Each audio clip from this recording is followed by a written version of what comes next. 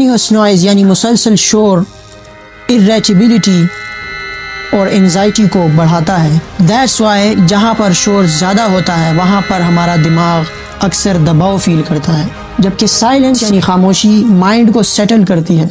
اسی لیے meditation, therapy اور ڈیپ بریتھنگ جیسے طریقے خاموشی میں افیکٹو ثابت ہوتے ہیں.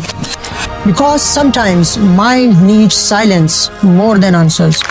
اب بات کرتے ہیں سائلنس، خاموشی، سلیپ نیند اور ہرٹ یعنی دل کا آپس میں کیا تعلق ہے. Sleep is the repair time for your brain, یعنی نیند جو ہے وہ آپ کے دماغ کا ایک ایسا وقت ہے جس وقت برین ریپیئر موڈ میں چل رہا ہوتا ہے. جب نوائز یعنی شور سلیپ کو ڈسٹرب کرتا ہے تو ڈیپ سلیپ کم ہو جاتی ہے اور ریپیئرنگ کا جو پروسیس ہے وہ صحیح طریقے سے نہیں ہو پاتا اور میموری پراپرلی سٹور نہیں ہوتی.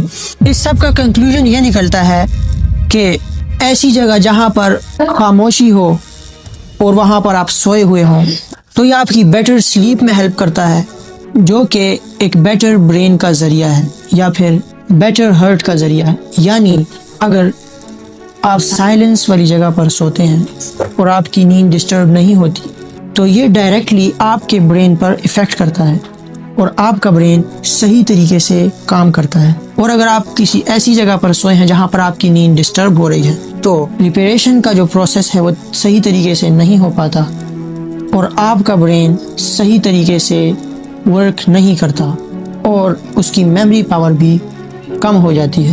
خلاصہ یہ ہے کہ quiet nights leads to better sleep and better sleep leads to better heart plus better brain.